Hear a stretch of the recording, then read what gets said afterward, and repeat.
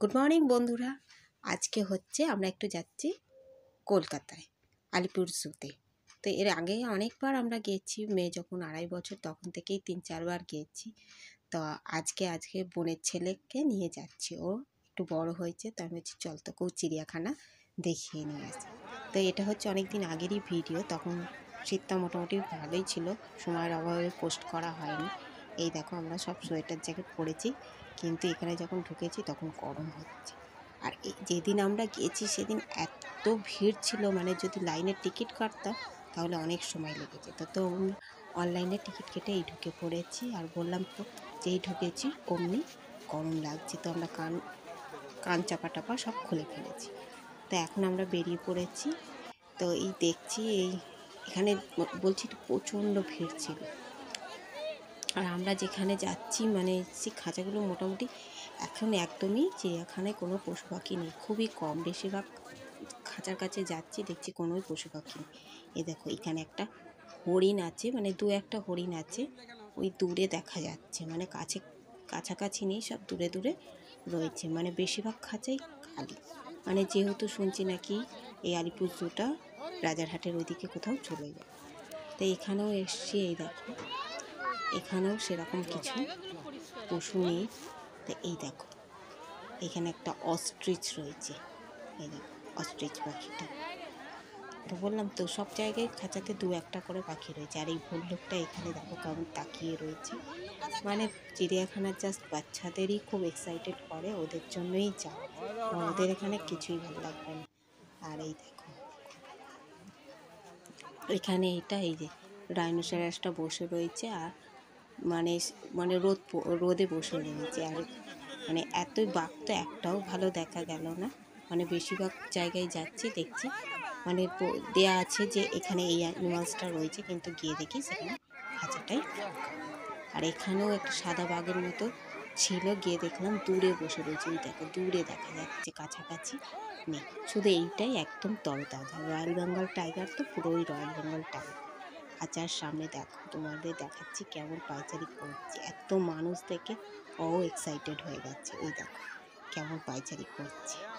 সত্যি এটা দেখে বাচ্চারা খুবই খুশি হয়েছে, আর আমার এটা দেখে মনে হয় হ্যাঁ চিড়িয়াখানাটা দেখা সার্থক হয়েছে। আর এখানে ছিল কতগুলো পাখি, তো সেরকম কিছু ভালো কিছু ছিল না। আর এখানে এত ভিড়, মনে হয় মানুষ চিড়িয়াখানা থেকে বেশি এখানে পিকনিক করতে এসে সবাই বসে এখানে খাওয়া দাওয়া করছে। হ্যাঁ, আর এই দেখো এই জিনিসটাও খুব ভালো লেগেছে বোনের ছেলে, এই দেখো জিরাফ, মানে এত ভিড় দূর থেকে তোমাদের দেখাচ্ছে, ওই দেখো জিরাফটা, এটা বোনের ছেলে খুব ভালো লেগেছে। আর এখন ও অনেকক্ষণ আগে খেয়েছে, আবার একটু ব্রেক নিচ্ছে, একটু কেক টেক খাচ্ছে। আর আমরা একটু সে কখন লুচি তরকারি খেয়েছি, তো আমরা একটু খেয়ে নিচ্ছি, একটু বার্গার পেপসি, এত ফাস্ট ফুড চারিদিকে, তো আমরা বললাম চল আমরা একটু খেয়ে, তো আমরা এখানে খাচ্ছি, ওকে দেওয়া হয়নি, ও একটু কেক টেক খাচ্ছে। তা আবার বেরিয়েছি, মানে মোটামুটি আমাদের কমপ্লিট হয়েই গেছিলো। আর এত তখন গরম লাগছিল আর ভালো লাগছিল না, তা আমি ভাবলাম এত ভিডিও করছি তো একটু আমি নিজের ভিডিওটাও একটু করি, তো আমি একটু ভিডিওটা করে নিই। আর এখন মাঝে মোটামুটি 2:30 3:30 মোটামুটি হয়ে যাচ্ছে।